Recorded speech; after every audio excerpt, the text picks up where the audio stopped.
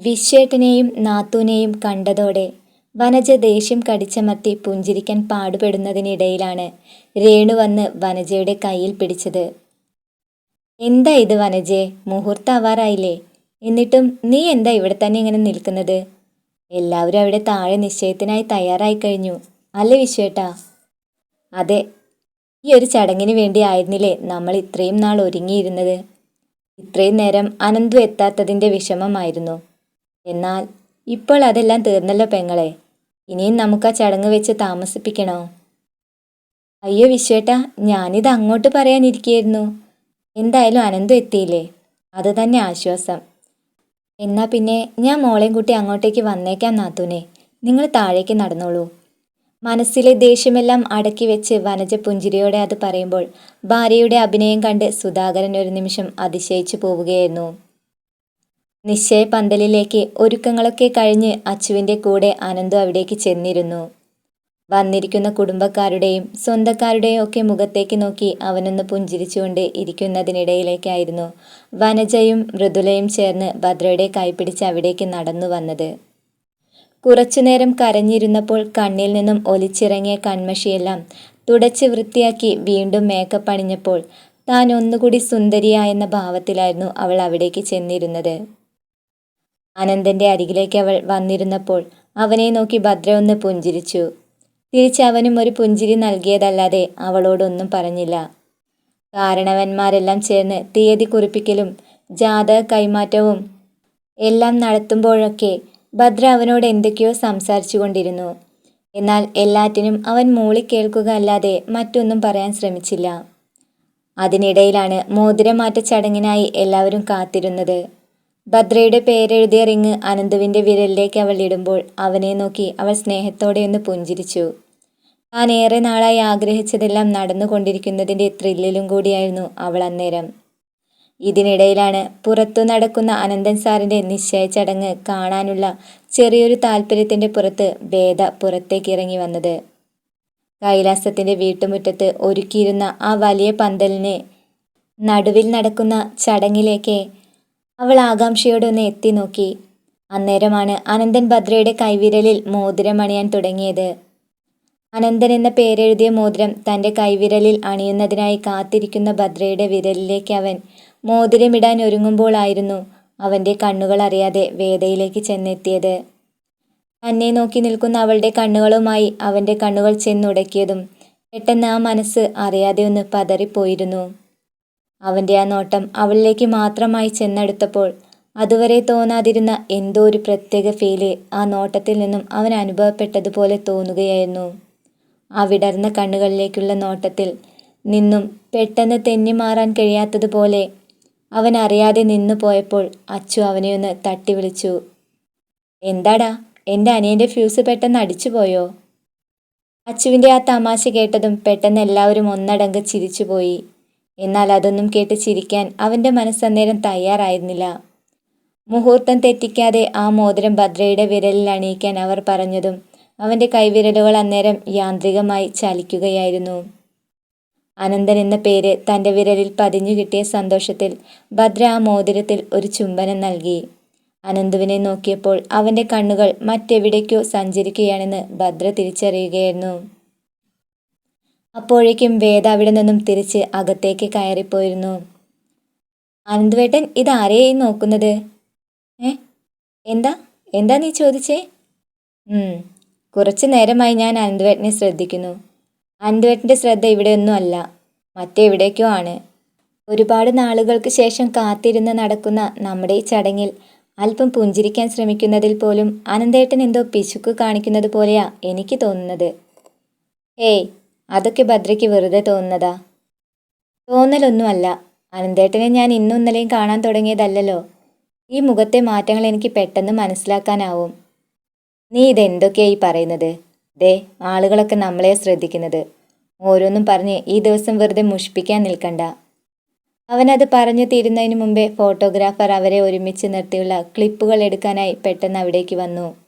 അയാൾ പറയുന്നതിനനുസരിച്ച് അവർ ഓരോ പോസിലും നിൽക്കുമ്പോൾ ഭദ്രയുടെ സന്തോഷത്തിനന്നേരം അതിരുകൾ ഉണ്ടായിരുന്നില്ല. എല്ലാറ്റിനൊപ്പം നിന്നു കൊടുക്കുകയല്ലാതെ അനന്തുവിനൊന്നിലും പ്രത്യേകിച്ച് ഒരു ഫീലും തോന്നിയില്ല. എല്ലാവർക്കും മുൻപിൽ പുഞ്ചിരി വരുത്താനായി മാത്രം അവൻ ശ്രമിച്ചുകൊണ്ടേയിരുന്നു. ചടങ്ങിനു ശേഷം ഭദ്രയും അനന്തവും ആഹാരം കഴിച്ചുകൊണ്ടിരിക്കുന്നതിനിടയിലാണ് തൊട്ടടുത്തിരുന്ന മൃദുവേട്ടത്തിയോട് അവനൊരു കാര്യം തിരക്കിയത്. ഏട്ടത്തി, വേദ ഭക്ഷണം കഴിച്ചു കാണോ? ചിക്കൻ പീസ് എടുത്ത് ബിരിയാണിയിൽ കുഴച്ച് കഴിച്ചുകൊണ്ടിരിക്കുന്നതിനിടയിൽ മൃദു കവിള് വീർപ്പിച്ച് അവൻ്റെ മുഖത്തേക്കൊന്ന് നോക്കി. ആ കുട്ടിക്ക് വേണ്ടതെല്ലാം അമ്മ കൊണ്ടുപോയി കൊടുത്തിട്ടുണ്ട്. വേദയ്ക്ക് ഇതൊന്നും നേരത്തെ കഴിച്ച് ശീലമില്ലെന്നാ തോന്നുന്നത്. അതെന്താ ഏട്ടത്തി അങ്ങനെ പറഞ്ഞത്? അല്ല, അമ്മ ഭക്ഷണം കൊടുത്തപ്പോൾ ആ കുട്ടി പറയാത്രേ, ഇവിടെയുള്ള എന്തേലും തന്നാൽ മതി എനിക്ക് വിശപ്പ് മാറ്റാൻ എന്ന്. അത് കേട്ടപ്പോൾ അമ്മ ഒരുപാട് ചിരിച്ചു അത്രേ. എന്നിട്ടെന്താ, ഇവിടെയുള്ളത് തന്നെയാ നിനക്ക് തരുന്നതെന്ന് പറഞ്ഞ് ആ കുട്ടിയെ നിർബന്ധിച്ചെല്ലാം കഴിപ്പിച്ച ശേഷമാണത്രേ അമ്മ വേദയുടെ അടുത്തു നിന്നും പോന്നത്. ആണോ? അവനൊരു തമാശയോടെ അതെല്ലാം ആസ്വദിച്ച് കേൾക്കുമ്പോൾ അവൻ്റെ തൊട്ടരികിലിരുന്ന് ഭദ്ര ഇതെല്ലാം കേൾക്കുന്നുണ്ടായിരുന്നു.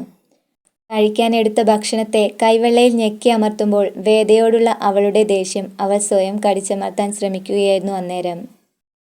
കൈലാസത്തിലേക്ക് തൻ്റെ മകൾ ചെന്നു കയറുന്നതിന് മുൻപുള്ള ചടങ്ങ് ഭംഗിയായി അവസാനിച്ചതിൻ്റെ സന്തോഷത്തിലായിരുന്നു വനജയും സുധാകരനും.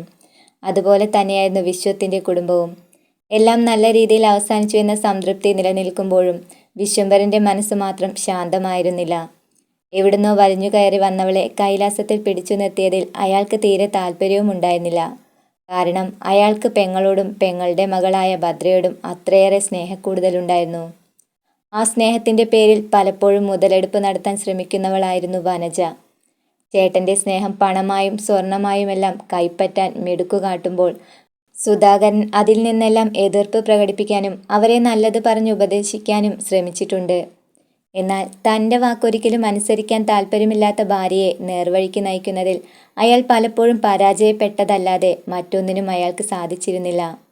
എന്നിട്ടും കുടുംബത്തിൻ്റെ നിലനിൽപ്പിനു വേണ്ടി ചിലതെല്ലാം കണ്ടില്ലെന്ന് നടിക്കാൻ പിന്നീട് അയാൾ സ്വയം ശീലിച്ചു തുടങ്ങുകയായിരുന്നു. അനന്തുവിൻ്റെ പേരെഴുതിയ മോതിരമിട്ട കൈവിരലിലേക്ക് അവൾ കണ്ണെടുക്കാതെ നോക്കിയിരിക്കുന്നതിനിടയിലാണ് അവനോടൊന്ന് സംസാരിക്കണമെന്ന് അവൾക്ക് ആഗ്രഹം തോന്നിയത്. പിന്നെ ഫോണെടുത്ത് ഒരു വിളിയായിരുന്നു. 1-2 റിങ്ങിനു ശേഷം അനന്ത് ഫോണെടുത്തപ്പോൾ അവൾ പുഞ്ചിരിച്ചുകൊണ്ട് അവനോട് ചോദിച്ചു, അനന്തുവേട്ടൻ കിടന്നോ? ഇതറിയാൻ വേണ്ടിയാണോ ഭദ്രേ നീ ഇപ്പോൾ വിളിച്ചത്? അല്ല, ഇന്ന് നമ്മുടെ ജീവിതത്തിലെ ഏറ്റവും പ്രധാനപ്പെട്ട ഒരു ദിവസമായിരുന്നില്ലേ അനന്തുവേട്ടാ? ആയിരുന്നല്ലോ. എന്താ, നിനക്കതിലെന്തേലും സംശയം തോന്നിയോ? ഏയ്, അതല്ല.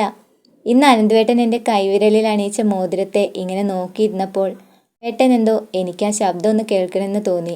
അതാ ഞാനിപ്പോൾ വിളിച്ചത്. ഓ, അപ്പോൾ ഇന്ന് പകൽ മുഴുവൻ ഞാൻ നിന്റെ കൂടെ ഉണ്ടായിരുന്നപ്പോഴൊന്നും എൻ്റെ ഈ ശബ്ദം നീ കേട്ടിരുന്നില്ലേ ഭദ്രേ?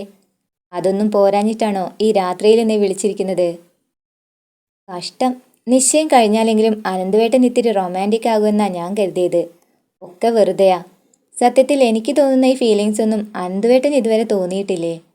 എൻ്റെ ശബ്ദം ഒന്ന് കേൾക്കണമെന്ന് അനന്തുവേട്ടൻ ഇതുവരെ ആഗ്രഹിച്ചിട്ടില്ലേ? അല്ല, നിനക്കിപ്പോൾ എന്താ വേണ്ടത്? ഞാൻ എപ്പോഴും നിന്നെക്കുറിച്ച് ആലോചിക്കുന്നുണ്ടോ എന്നറിയണം, അതല്ലേ? എന്നാ കേട്ടോ, ഞാൻ നിന്നെക്കുറിച്ച് മാത്രമല്ല ഈ വീട്ടിലെ ഓരോരുത്തരെയും കുറിച്ച് ആലോചിക്കുന്നുണ്ട്. ഞങ്ങളുടെ സ്ഥാപനത്തിൽ ജോലി ചെയ്യുന്ന ഓരോ തൊഴിലാളികളെയും കുറിച്ച് ചിന്തിക്കുന്നുണ്ട്. പിന്നെ നാളെ എന്തൊക്കെയാ ചെയ്ത് തീർക്കേണ്ടെന്ന കാര്യത്തെക്കുറിച്ചും വ്യക്തമായി ആലോചിക്കുന്നുണ്ട്. അതുപോലെ തന്നെയാ എന്നെ വിശ്വസിച്ച് എൻ്റെ കൂടെ വന്ന ആ പെൺകുട്ടിയെക്കുറിച്ചും ഞാൻ ഇന്ന് ആലോചിക്കുന്നുണ്ട്. തൽക്കാലം ഇത്രയൊക്കെ ആലോചിച്ചാൽ പോരെ ഭദ്രേ? ഓ, അപ്പോൾ അവളെക്കുറിച്ച് ആലോചിക്കാനൊക്കെ അനന്തുവേട്ടന് നേരമുണ്ടല്ലേ? പിന്നല്ലാതെ. ആ കുട്ടിയെക്കുറിച്ച് ഞാൻ ആലോചിക്കേണ്ടേ ഭദ്രേ? കാരണം അവളെ സുരക്ഷിതമായ ഒരിടത്തെ എത്തിക്കേണ്ടത് ഇന്ന് എൻ്റെ കൂടി ഉത്തരവാദിത്തമല്ലേ? ആര് പറഞ്ഞു അത് അനന്തേട്ടൻ്റെ ഉത്തരവാദിത്തമാണെന്ന്?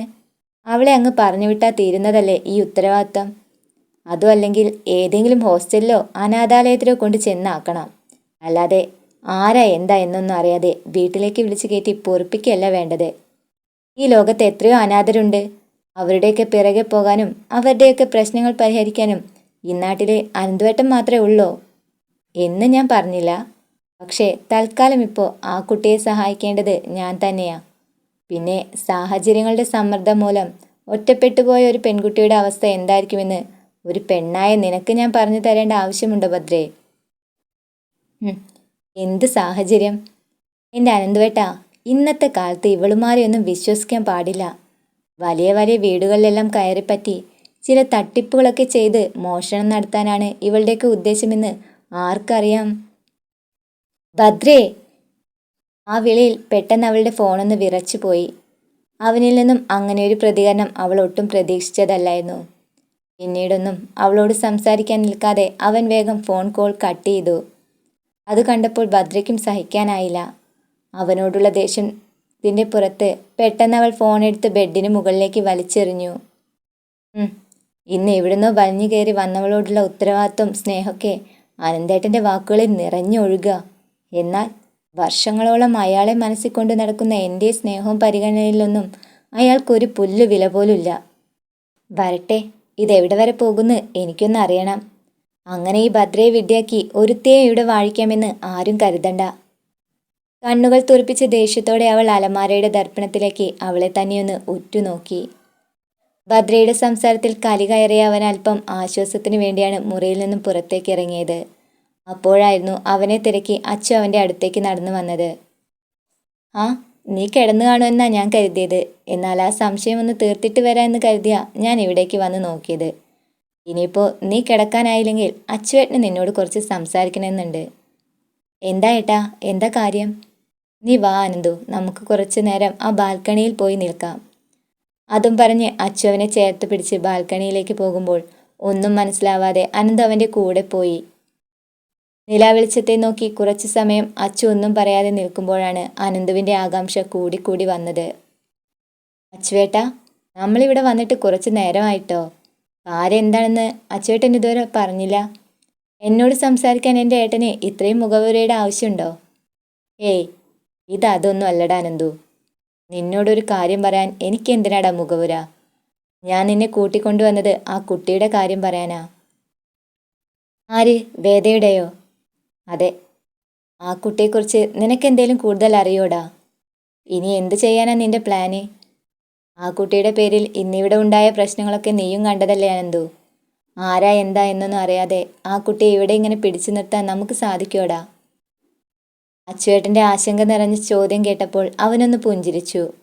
അതിനുശേഷം ഏട്ടൻ്റെ വലതു കൈവെള്ളയിൽ അവൻ ചേർത്ത് വെച്ചുകൊണ്ട് പറഞ്ഞു, ഏട്ടൻ ഒന്നുകൊണ്ടും ടെൻഷൻ അടിക്കേണ്ട. വേദയുടെ കാര്യല്ലേ, അതെനിക്ക് വിട്ടേക്കേ. അത് സോൾവ് ചെയ്യേണ്ടത് എങ്ങനെയെന്ന് എനിക്ക് നന്നായി അറിയാം. അവൻ വീണ്ടും ഒരു പുഞ്ചിരിയോടെ അതും പറഞ്ഞപ്പോൾ അച്ചു ഒന്നും മനസ്സിലാകാതെ അവൻ്റെ മുഖത്തേക്ക് തന്നെ നോക്കി. ഞാൻ പറഞ്ഞത് സത്യേട്ടാ. അവളെക്കുറിച്ചുള്ള സൂചനകളൊക്കെ പറഞ്ഞു കേട്ട സ്ഥിതിക്ക് വേദയെ അവിടെ സുരക്ഷിതമായി എത്തിക്കേണ്ടത് ഇപ്പോൾ എൻ്റെ ഉത്തരവാദിത്തമല്ലേ അച്ചുവേട്ടാ. അതനുസരിച്ച് നേരം വെളുത്ത അവളെയും കൂട്ടി ഞാൻ അവിടേക്ക് പോകുന്നുണ്ട്. ബാക്കിയൊക്കെ പിന്നീട് തീരുമാനിക്കാം. അങ്ങനെയാണെങ്കിൽ പിന്നെ നിന്റെ കൂടെ ഞാനും വരാം. എന്തായാലും നിങ്ങൾ രണ്ടാളും കൂടി അവിടേക്ക് തനിച്ചു പോകണ്ട. ആ കുട്ടിയെ ഇങ്ങനെ ഒരവസ്ഥയിൽ എത്തിക്കാനുള്ള കാരണം എന്താണെന്ന് എനിക്കും കൂടി ഒന്ന് അറിയണം അനന്തു. എങ്കിൽ പിന്നെ കാലത്ത് പോകാൻ ഏട്ടനും കൂടി ഒരുങ്ങിക്കോളൂ. ശരിയെന്ന അർത്ഥത്തിൽ അച്ചു അവനെ നോക്കിയൊന്ന് തലയാട്ടി. അച്ചു ഏട്ടനുമായി സംസാരിച്ച് താഴേക്ക് ഇറങ്ങി വരുന്ന നേരത്താണ് അനന്തുവിനെ കാത്ത് വേദ അമ്മുവിൻ്റെ റൂമിന് വെളിയിൽ നിന്നത്. മാറ്റി ഉടുക്കാൻ ഒന്നുമില്ലാതിരുന്നത് കൊണ്ട് അമ്മു കൊടുത്ത ചുരിദാർ അണിഞ്ഞാണ് അവൾ അവിടെ നിന്നിരുന്നത്.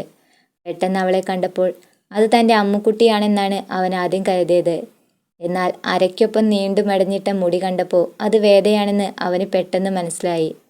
കാരണം തൻ്റെ വീട്ടിലുള്ള 3 സ്ത്രീജനങ്ങൾക്കും ഇത്രയേറെ മുടി നീണ്ടുകിടപ്പില്ലെന്ന് അവൻ അറിയാമായിരുന്നു. വേദയുടെ നിൽപ്പ് കണ്ടപ്പോൾ അവൻ അവളുടെ അടുത്തേക്ക് ചെന്നു.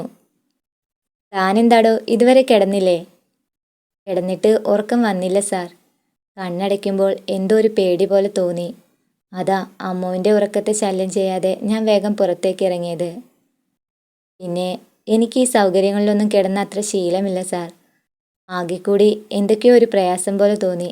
അതുകൊണ്ടാ ഞാൻ. അവൾ അതും പറഞ്ഞ് അവൻ്റെ മുൻപിൽ തല താഴ്ത്തി നിൽക്കുമ്പോൾ പെട്ടെന്ന് അവൻ അറിയാതെ ഒന്ന് പുഞ്ചിരിച്ചു. എടോ, തന്നെ ഉപദ്രവിക്കാൻ ഇവിടേക്ക് ആര് വരാനാ? ഇനി വന്നാൽ തന്നെ ഞങ്ങൾ 3 ആണുങ്ങളുണ്ടല്ലോ ഇവിടെ. അവരെ എതിർത്ത് മുന്നേറാൻ മാത്രം ധൈര്യമുള്ളവരൊന്നും തൽക്കാലം ഇന്നാട്ടിലില്ല. അതുകൊണ്ട് താൻ ചെന്ന് ധൈര്യമായി ഉറങ്ങിക്കോ. ഒന്നുകൊണ്ടും പേടിക്കണ്ട. അവളെ നോക്കി അവനത് പറഞ്ഞ ശേഷം ആശ്വാസത്തോടെ വേദ റൂമിനകത്തേക്ക് കയറി വാതിൽ ചാരാനൊരുങ്ങി. അന്നേരം അവൾ വീണ്ടും അവൻ്റെ മുഖത്തേക്കൊന്ന് നോക്കി. നാളെ കാലത്ത് താൻ പോകാൻ ഒരുങ്ങിയേക്കണം. തന്നെ കൊണ്ടുവിടാൻ ഞാനും പിന്നെ അച്ചുവേട്ടനും ഉണ്ടാകും. താനെന്തായാലും ഓക്കെ അല്ലേ വേദ? അവൻ്റെ ചോദ്യത്തിന് അവൾ ഒന്ന് തലയാട്ടി കൊടുത്ത ശേഷം പതിയെ അവൾ ആ വാതിലടച്ചു. തിരിച്ച് റൂമിലേക്ക് കയറിയതും ചുരുണ്ട് കിടന്നുറങ്ങുന്ന അമൃതയെ കണ്ടപ്പോൾ വേദ അവളെ കൗതുകത്തോടെ ഒന്ന് നോക്കി. തനിക്കും ഇതുപോലൊരു കൂടപ്പിറപ്പുണ്ട്. എന്നാൽ താൻ ഒരിക്കൽ പോലും അവളുടെ അടുത്തൊന്ന് കിടന്നിട്ടേയില്ല. ചേച്ചി എന്നവൾ ഒരിക്കൽ പോലും തന്നെ വിളിച്ചിട്ടുമില്ല. എങ്കിലും തനിക്ക് അവളെ ഒരുപാട് ഇഷ്ടമാണ്. എന്നാൽ ആ ഇഷ്ടം അവൾ ഒരിക്കൽ പോലും തനിക്ക് തിരിച്ച് നൽകിയിട്ടില്ലെന്നതാണ് അവളെ ഏറെ സങ്കടത്തിലാക്കിയത്. ഒരു നിമിഷം എല്ലാം അവസാനിക്കേണ്ടതായിരുന്നു. എന്നാൽ അനന്തു സാർ തന്നെ കണ്ടുമുട്ടിയില്ലായിരുന്നെങ്കിൽ താനിന്ന് ജീവനോടെ ഈ ഭൂമിയിൽ ഉണ്ടാകുമായിരുന്നില്ല. ഒരുപക്ഷെ വിധിയുടെ വിളയാട്ടമായിരിക്കാം ഇതെല്ലാം. അതുകൊണ്ടാണല്ലോ യാതൊരു മുൻപരിചയവുമില്ലാത്ത ഇവരൊക്കെ തന്നോട് ഇങ്ങനെയൊരു ദയ കാട്ടിയത്. ഈ ഭൂമിയിൽ മനുഷ്യത്വമുള്ളവരുമുണ്ടെന്ന സത്യം താൻ തിരിച്ചറിഞ്ഞ നിമിഷങ്ങളാണിതെല്ലാം. നാളെ വീണ്ടും തൻ്റെ പഴയ ജീവിതത്തിലേക്ക് തിരിച്ചു പോയാലും താൻ ഒരിക്കൽ പോലും അനന്തു സാറിനെയും കുടുംബത്തെയും മറക്കില്ല. കാരണം ഇതുപോലൊരു കുടുംബത്തിൽ വളരെ കുറച്ച് സമയമെങ്കിലും ചെലവിടാൻ കഴിഞ്ഞത് തന്നെപ്പോലൊരു പെണ്ണിൻ്റെ ഭാഗ്യമാണെന്ന് കരുതിയവൾ ആശ്വസിച്ചു. ഒരു നെടുവീർപ്പിട്ട ശേഷം അവൾ പതിയെ നിദ്രയിലേക്ക് വലിഞ്ഞു.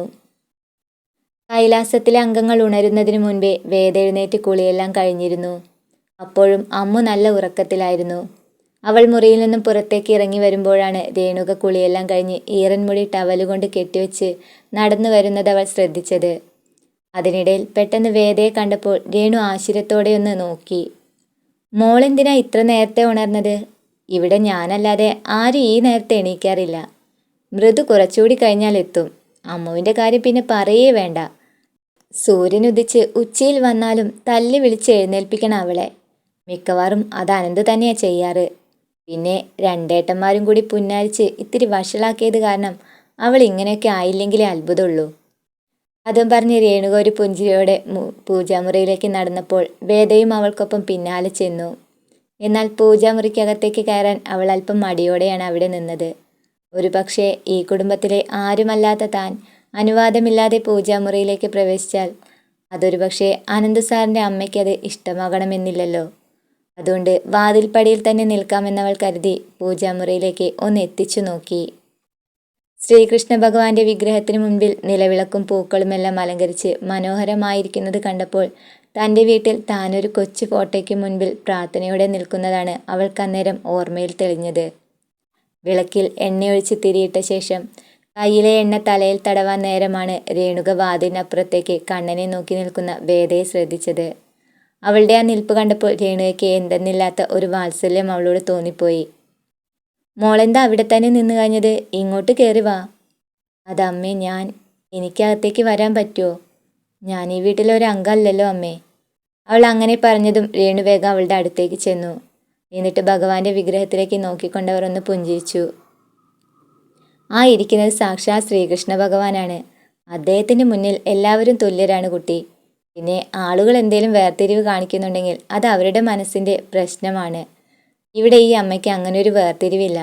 എല്ലാവരും എനിക്ക് എൻ്റെ മക്കളെപ്പോലെ തന്നെയാ.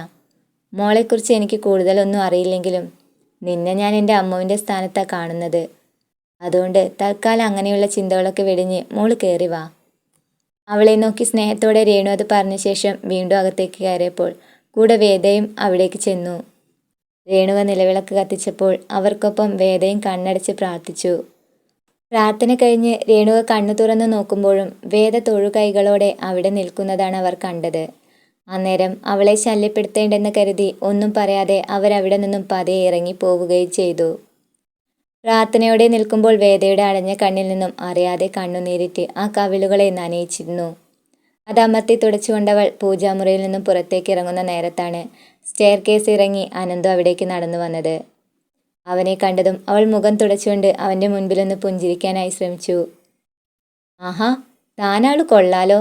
ഇത്രയൊക്കെ നേരത്തെ താൻ എണീക്കോ? കുഞ്ഞിലെ ശീലിച്ചു പോയി സാർ. അത് നല്ലതാ. പക്ഷേ ഞാൻ ഇത്ര നേരത്തെ എണീക്കുന്ന ആളൊന്നുമല്ല. എന്നാൽ ഇന്നെനിക്ക് നിർബന്ധമായി എഴുന്നേൽക്കേണ്ടി വന്നു. അതും താൻ കാരണം. ഞാൻ കാരണോ? അനന്ത് പറഞ്ഞതിനർത്ഥം മനസ്സിലാവാതെ വേദ ഒരു നിമിഷം അവൻ്റെ മുഖത്തേക്ക് തന്നെ നോക്കി നിന്നപ്പോൾ തൻ്റെ ഇരു കൈകളും നെഞ്ചിലേക്ക് പിണഞ്ഞുകെട്ടി അവൻ അവളെ നോക്കിയൊന്ന് പുഞ്ചിരിച്ചു. എടോ, ഇന്ന് തന്നെ തൻ്റെ വീട്ടിലേക്ക് എത്തിക്കാമെന്ന് ഞാൻ വാക്ക് പറഞ്ഞതല്ലേ? അതനുസരിച്ച് ഞാൻ എൻ്റെ ഉറക്കത്തിന് കുറച്ചു നേരം റെസ്റ്റ് കൊടുത്തു. പിന്നെ ഈ അനന്ത ഒരു കാര്യം ചെയ്യാൻ ഉദ്ദേശിച്ചാൽ അത് വെടിപ്പായി ചെയ്യുന്നത് വരെ എനിക്ക് മനസ്സമാധാനം കിട്ടില്ലെന്നുള്ളത് എൻ്റെ ഒരു ശീലമാണ്. അതുകൊണ്ടൊക്കെയാ ഞാൻ പറഞ്ഞത് താൻ എൻ്റെ ഉറക്കം കെടുത്തിയെന്ന്. അവൻ്റെ സംസാരം കേട്ട് വേദ വീണ്ടും അവൻ്റെ മുഖത്തേക്ക് നോക്കിയൊന്ന് പുഞ്ചിരിച്ചു. അവിടെ നിന്നും പോകുമ്പോൾ അവൻ അവളെ തന്നെ കണ്ണെടുക്കാതെ ഒന്ന് നോക്കി നിന്നു പോയി. കൈലാസത്തിൽ നിന്നും തിരിച്ചു പോകാനുള്ള വേദയുടെ ഒരുക്കത്തിനിടയിലാണ് ഭദ്ര അവിടേക്ക് കയറി വന്നത്. ഹാളിൽ ആരെയും കാണാത്തതിനെ തുടർന്ന് അനന്തുവിനെ അന്വേഷിച്ചവൾ മുറിയിലേക്ക് പോകാൻ തുടങ്ങുമ്പോഴാണ് അമ്മുവിൻ്റെ മുറിയിൽ നിൽക്കുന്ന വേദയെ അവൾ ശ്രദ്ധിച്ചത്. ഒറ്റ നോട്ടത്തിൽ അവളെ കണ്ടപ്പോൾ തന്നെ ഭദ്രയ്ക്ക് അവളോടുള്ള ദേഷ്യം ഇരച്ചു കയറി. എന്നാൽ അത് പുറത്തു കാണിക്കാതെയാണ് അവൾ വേദയുടെ അടുത്തേക്ക് ചെന്നത്. ഭദ്രയെ പെട്ടെന്ന് മുന്നിൽ കണ്ടപ്പോൾ അനന്ത് സാറ് വിവാഹം കഴിക്കാൻ പോകുന്ന പെൺകുട്ടിയാണല്ലോ എന്നോർത്ത് വേദ ഭദ്രയോടൊന്ന് പുഞ്ചിരിച്ചു കാട്ടി. എന്നാൽ ഭദ്രയിൽ നിന്നും തിരിച്ച് അങ്ങനെയൊരു മര്യാദ അവൾക്ക് ലഭിച്ചില്ല. അതിനു പകരം തൻ്റെ മുന്നിൽ നിൽക്കുന്നവളുടെ സൗന്ദര്യത്തിൽ കുശുമ്പ് കലർന്നതുപോലെ ഭദ്ര അവളെ ഒന്ന് ഒഴിഞ്ഞു നോക്കുകയായിരുന്നു അന്നേരം. വേദയെന്ന നിന്റെ പേര് അല്ലേ? അവൾ പതിയൊന്ന് മൂളിക്കൊടുത്തു. ഇന്ന് നീ ഇവിടുന്ന് പോവാണെന്ന് കേട്ടു. അതെ. അല്ലേലും പോകേണ്ടത് നമ്മുടെ മര്യാദയാണല്ലോ. ഒരാപത്തിൽ രക്ഷിച്ചവരുടെ വീട്ടിലിങ്ങനെ നിൽക്കുക എന്ന് വെച്ചാൽ, അതും വിവാഹം കഴിയാത്തൊരു പെൺകുട്ടി ഇവിടെ ഇങ്ങനെ നിന്നാൽ നാട്ടുകാർ പലതും പറഞ്ഞുണ്ടാക്കില്ലേ. അത് മാത്രമല്ല, എൻ്റെ അനന്തേട്ടൻ്റെ വിവാഹം നിശ്ചയിച്ചിരിക്കുന്ന ഈ സമയത്ത് നിന്നെപ്പോലൊരു പെണ്ണിവിടെ നിൽക്കുന്നതിൽ എനിക്കും വലിയ താല്പര്യമൊന്നുമില്ല. പിന്നെ അമ്മയും സമ്മതിച്ചുകൊണ്ടാ ഞാൻ കൂടുതലൊന്നും പറയാതിരുന്നത്. നെറ്റിച്ചുളിച്ച് പുരിക ഉയർത്തിക്കൊണ്ട് ഭദ്ര അവളോടത് പറയുമ്പോൾ ആ മനസ്സും അറിയാതെയൊന്ന് വേദനിച്ചു പോയി. അല്ലെങ്കിലും ഞാനിവിടേക്ക് എത്തിയത് ആഗ്രഹിച്ചു കൊണ്ടല്ല ചേച്ചി. എൻ്റെ സാഹചര്യങ്ങൾ അങ്ങനെയൊക്കെ ആയിപ്പോയി. അതിൻ്റെ കൂടെ അനന്ത് സാറ് കൂടി നിർബന്ധിച്ചുകൊണ്ടാണ് ഞാൻ. അവൾ തൻ്റെ നിസ്സഹായത വെളിപ്പെടുത്തി തല താഴ്ത്തി നിന്നപ്പോൾ ഭദ്ര അവളെ അമർഷത്തോടെ ഒന്ന് നോക്കി. എന്നാലും നിന്റെ ധൈര്യം ഞാൻ സമ്മതിക്കുന്നു. യാതൊരു മുൻപരിചയമില്ലാത്ത ഒരാണിൻ്റെ കൂടെ, അതും എവിടേക്കാണെന്ന് പോലും അറിയാതെ ഇങ്ങനെ ഒപ്പം പോരാനുള്ള നിന്റെ ഈ ചങ്കുറപ്പുണ്ടല്ലോ, അതൊന്നും കുടുംബത്തിൽ പിറന്ന പെണ്ണുങ്ങൾക്ക് ചേർന്നതല്ല. അല്ല, അതിന് നീ കുടുംബത്തിൽ പിറന്നവളാണെങ്കിൽ ഇങ്ങനെ പാതിരാത്രി നടുറോട്ടിൽ നിന്ന് ആണുങ്ങളെ വശീകരിക്കാൻ ഇറങ്ങില്ലായിരുന്നല്ലോ. അതുകൊണ്ടല്ലേ നിനക്ക് ഇങ്ങനെയൊക്കെ സംഭവിച്ചു പോയത്? ഭദ്രയുടെ മൂർച്ചയേറിയ വാക്കുകളിൽ പിടിച്ചു നിൽക്കാനാവാതെ പെട്ടെന്ന് വേദ അവൾക്ക് മുൻപിൽ നിന്ന് പൊട്ടിക്കരഞ്ഞു. അത് കണ്ട സന്തോഷത്തിൽ ഭദ്ര ഉള്ളിൽ ഊറിച്ചിരിക്കുന്നതിനിടയിലാണ് എല്ലാം കേട്ടുകൊണ്ട് അനന്ത് ഉറക്കെ അലറി വിളിച്ചത്. ഭദ്രേ! കണ്ണു തുറപ്പിച്ചവൻ അവൾക്ക് പിറകിൽ വന്ന് നിന്നപ്പോൾ ഒരു നിമിഷം തിരിഞ്ഞു നോക്കാൻ പോലും ഭയപ്പെട്ടുകൊണ്ട് അവൾ അവിടെ തന്നെ തരിച്ചു നിന്നു. പിന്നീട് പതുക്കെ അവൻ്റെ മുഖത്തേക്കൊന്ന് നോക്കിയവൾ ചിരിക്കാൻ ശ്രമിച്ചപ്പോഴേക്കും അവളുടെ കവിളിൽ അവൻ്റെ കൈവിരൽ പതിഞ്ഞു പോയിരുന്നു. പെട്ടെന്ന് തൻ്റെ കണ്ണിലൂടെ ഒരു മിന്നൽ വെളിച്ചം കടന്നുപോയത് മാത്രമേ അവൾക്ക് അന്നേരം ഓർമ്മയുള്ളൂ. അപ്പോഴേക്കും ശബ്ദം കേട്ട് കൈലാസത്തിലുള്ളവരെല്ലാം അവിടേക്ക് ഓടി വന്നു കഴിഞ്ഞിരുന്നു. കവിളിൽ കൈവച്ചുകൊണ്ട് കലങ്ങിയ കണ്ണുകളോടെ നിൽക്കുന്ന ഭദ്രയും തൊട്ടപ്പുറത്ത് കണ്ണീരുതിർത്ത് നിൽക്കുന്ന വേദയും കണ്ടപ്പോൾ അവർക്കാർക്കും ഒന്നും തന്നെ മനസ്സിലായില്ല. എന്താ അനന്തു, എന്താ ഇവിടെ ഒരു ശബ്ദം കേട്ടത്? മുഷ്ടി ചുരുട്ടി പിടിച്ച് ദേഷ്യം കടിച്ചമർത്തി നിൽക്കുന്ന അനന്തുവിൻ്റെ കൈ പിടിച്ച് അമ്മ രേണു അത് ചോദിക്കുമ്പോഴും അവൻ ഭദ്രയെ തന്നെ തുറച്ചു നോക്കുകയായിരുന്നു. എല്ലാവരെയും ഒരുമിച്ച് കണ്ട വെപ്രാളത്തിൽ കരഞ്ഞുകൊണ്ടവൾ വേഗം വിശ്വത്തിൻ്റെ അടുത്തേക്ക് ഓടിച്ചെന്നു. അമ്മാമേ, ഈ അനന്തവേട്ടൻ എന്നെ... കവിളിൽ കൈവച്ചുകൊണ്ടവൾ ഒരു തേങ്ങലോടെ അത് പറഞ്ഞു തീരുന്നതിന് മുമ്പേ അയാളാകെ നിയന്ത്രണം തെറ്റിയതുപോലെ അവൻ്റെ നേർക്കെടുത്തു. എന്താ അനന്തു ഇത്? നിശ്ചയം കഴിഞ്ഞെന്ന അധികാരത്തിലാണോ നീ ഇവളുടെ മേൽ കൈവച്ചത്? അതിന് മാത്രം എന്ത് പ്രശ്നമാണ് ഇവിടെ ഉണ്ടായത്? അത് എന്നോടല്ല, അവളോട് തന്നെ ചോദിക്കച്ഛൻ. ഈ നിൽക്കുന്ന വേദയോട് ഒരല്പം മനസാക്ഷി തോന്നിയിട്ടുണ്ടായിരുന്നെങ്കിൽ അവൾ ഒരിക്കൽ പോലും അങ്ങനെയൊന്നും പറയില്ലായിരുന്നു. ഇവളൊക്കെ ഒരു പെണ്ണാണോ എന്ന ഇപ്പോൾ എൻ്റെ സംശയം. നിൽക്കുന്ന നിൽപ്പ് കണ്ടില്ലേ, ശരിക്കും ഒന്നുകൂടി കൊടുക്കാൻ വേണ്ടത്. അവൻ അതും പറഞ്ഞ് അവളുടെ നേരെ വീണ്ടും കൈവീശാൻ ഒരുങ്ങുമ്പോഴേക്കും അച്ചുവും രേണുകയും വന്ന് അവനെ വേഗം തടഞ്ഞു പിടിച്ചു.